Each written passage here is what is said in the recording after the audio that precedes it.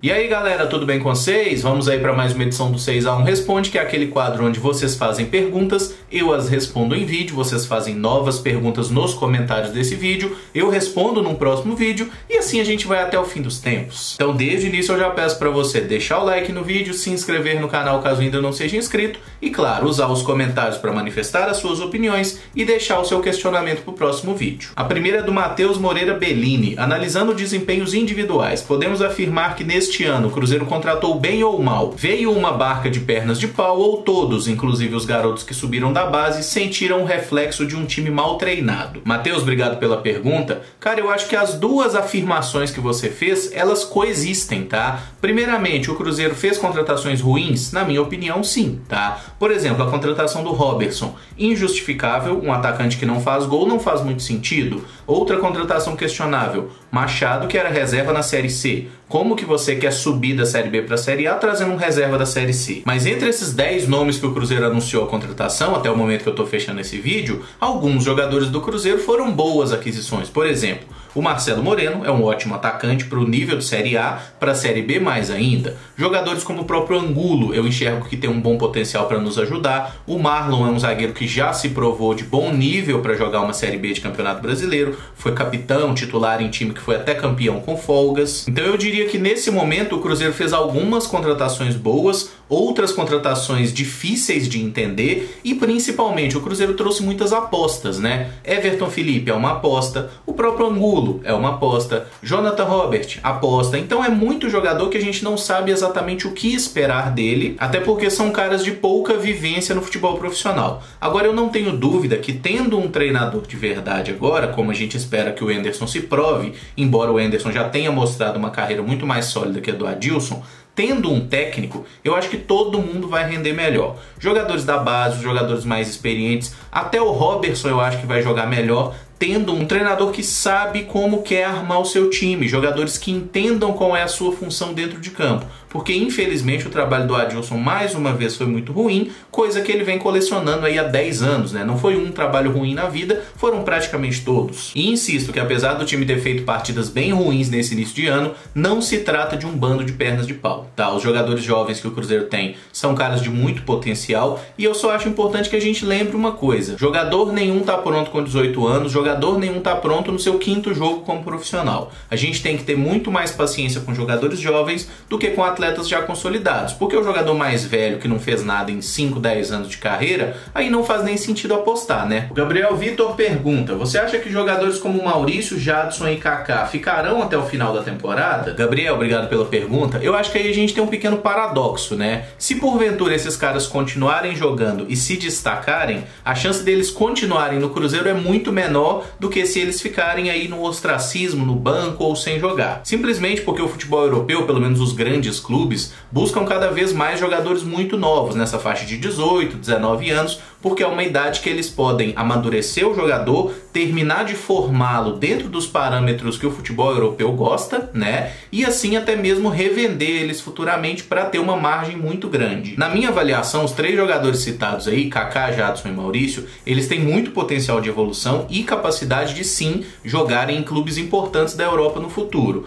Claro que ainda não estão prontos, são jogadores ainda muito irregulares, até porque jogaram muito pouco, né? Talvez o Kaká tenha aí uns 30 jogos no profissional, o Maurício uns 20 e o Jadson uns 10. Então são caras que ainda estão iniciando a sua trajetória e que quanto mais tiverem oportunidades, agora que a gente tem um técnico que parece mais capaz de utilizá-los, certamente quanto mais jogarem, mais rápido eles vão evoluir e mais rápido eles podem também deixar o clube. E como a gente vive uma crise financeira muito grande, eu torço para que esses jogadores entrem em campo, consigam jogar bem, nos ajudem aí nesse processo de reconstrução e nos ajudem também na parte financeira, porque você vende um Kaká, um Maurício, um Jadson por 10 milhões de euros, por exemplo, você resolve inúmeros problemas que foram acumulados nos últimos anos. O Vitor Aguiar pergunta: você como jornalista acredita mesmo que a Minas Arena tem má vontade em acordar com o Cruzeiro ou isso é papo de torcedor? Vitor, obrigado pela pergunta. Eu acho que qualquer um que observou aí a relação da Minas Arena com o Cruzeiro e com o Atlético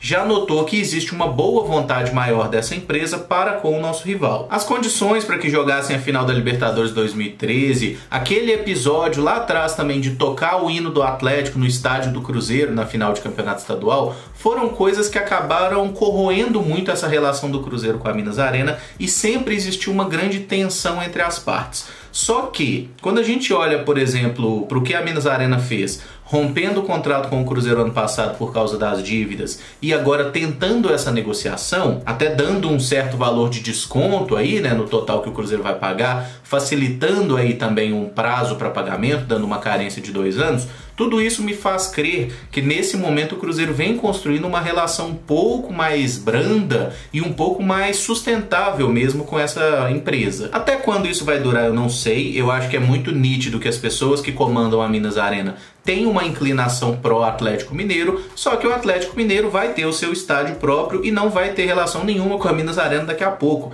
Então o que vai sobrar para a Minas Arena é o Cruzeiro, e hoje, com a crise financeira que o Cruzeiro vive, o Cruzeiro também precisa da Minas Arena. Então quanto antes essas partes entenderem que precisam ter uma boa relação, vai ser melhor para todo mundo, porque se ficarem brigando, perde o Cruzeiro e perde a Minas Arena também. Ou será que eles estão achando que o América vai botar 60 mil pessoas no estádio? Então, para resumir, que os caras têm uma inclinação pro Atlético, eu acho que é verdade sim. Isso aí, qualquer um que seja jornalista, torcedor ou não, observando os fatos, é possível a gente constatar. Mas eu acho que isso vai pesar cada vez menos a partir do momento que o dinheiro é o que mais conta nesse tipo de relação. E o Cruzeiro precisa de um estádio como o Mineirão para gerar também as suas receitas, né? Então é uma relação que, se for bem costurada, todo mundo vai sair ganhando. O Bruno pergunta: você considera o Alex Alves ídolo do Cruzeiro? Bruno, obrigado pela pergunta. Cara, eu sempre afirmo sobre idolatria que isso é uma coisa pessoal. Eu não sou muito a favor dessa coisa de fulano é ídolo do clube, né? Quem é que fala pelo clube? O presidente fala pelo clube? Não, não fala.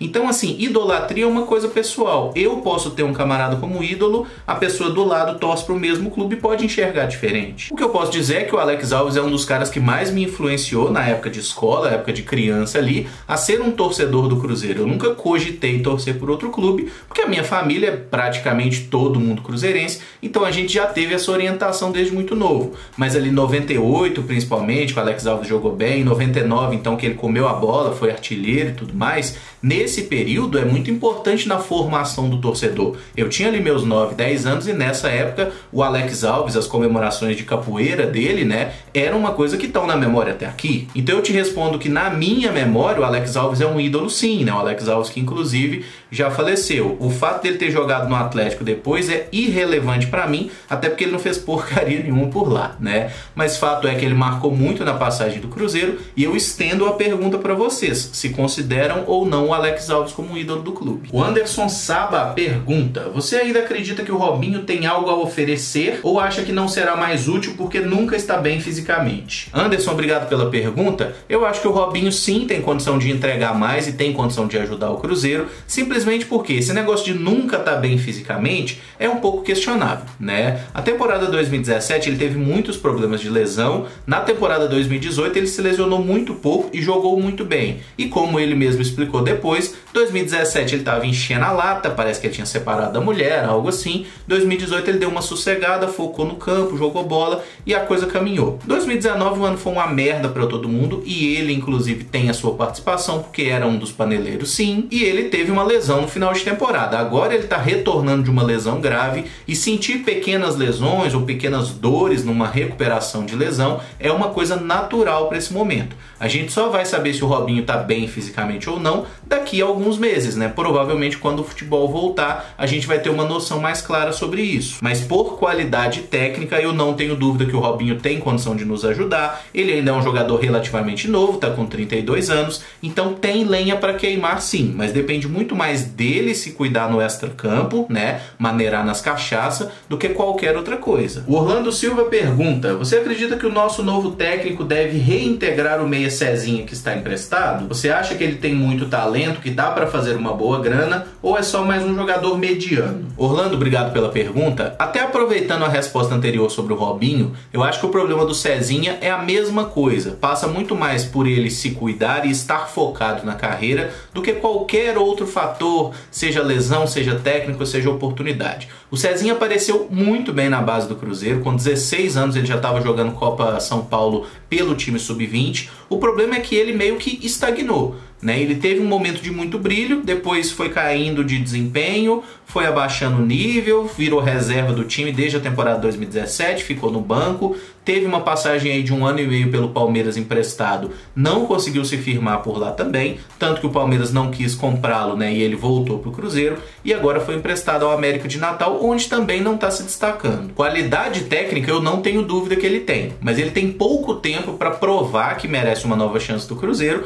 até porque o contrato dele com a gente encerra no final desse ano de 2020, tá? Então assim, eu tenho dificuldade nesse momento em falar tem que apostar no Cezinha porque ele é bom e tudo mais. Porque quando a gente olha para a amostragem dele enquanto atleta do Cruzeiro, ele teve um bom primeiro ano de sub-20 e depois, né, largou. Então assim, eu acho que é um jogador que deveria focar um pouco mais, tentar abraçar de toda forma possível essa oportunidade que ele está tendo no América de Natal, para ver se o Cruzeiro dá uma nova oportunidade ou renova o contrato, porque habilidade é muito pouco para você ser um grande jogador. Fazer malabarismo com a bola até foca faz, cara. A questão é saber jogar bola, é ser efetivo dentro de campo, é meter gol, é dar assistência. Ele é um jogador que sempre teve característica de ir para cima, é ir para cima e fazer o jogo fluir, é ajudar o time, atuar coletivamente, e acho que o Cezinha tem que melhorar muito nesses aspectos. Ele tem ali o recurso, mas até o momento ele não provou que sabe usá-lo. E por fim o Guilherme Silva pergunta: existe a possibilidade de você passar a trazer conteúdos de outros times europeus ou o canal sempre será sobre o Cruzeiro? Guilherme, obrigado pela pergunta. Cara, nesse momento eu não cogito a hipótese de fazer vídeos sobre outros clubes europeus aqui no canal, simplesmente porque eu já fiz alguns testes em outras oportunidades para ver qual seria a reação de vocês a conteúdos assim, e pelo que eu notei, eu diria que 99% das pessoas está interessado em conteúdo sobre o Cruzeiro mesmo, tá? Eu gosto muito mais de futebol europeu do que do futebol que é jogado aqui no Brasil. É claro, né? O Cruzeiro tá acima de tudo isso, mas eu tô falando de futebol mesmo, eu gosto muito mais do futebol europeu. Só que o canal nasceu para falar sobre o Cruzeiro e eu acho que seria desonesto da minha parte mudar os rumos do canal de forma arbitrária. Então, na minha opinião, a gente vai continuar falando sobre Cruzeiro. Esse vai ser sempre o foco do canal 6x1. Se porventura eu realmente tiver interesse em falar sobre clubes europeus e tudo mais, eu faço outro canal pra gente abordar isso, tá? Porque aqui no canal mesmo, como é Cruzeiro, eu acho importante a gente falar de Cruzeiro mesmo, até porque a gente tá no meio de uma pandemia e mesmo assim tem assunto pra ter vídeo todo dia, né? Então eu trato o Cruzeiro como um assunto muito vasto, que tem várias questões pra gente abordar, e se porventura eu quiser falar de futebol europeu, ou se vocês tiverem interesse, podem até comentar sobre isso aí, a gente pode fazer um outro canal para tratar disso. Bom, galera, o vídeo fica por aqui. Se gostou, deixa o like, se inscreve no canal caso ainda não seja inscrito e usa os comentários aí para opinar sobre os assuntos aqui abordados e também para deixar a sua pergunta para a próxima edição. Beleza? Muito obrigado por acompanhar, um abraço e até o próximo vídeo. Valeu!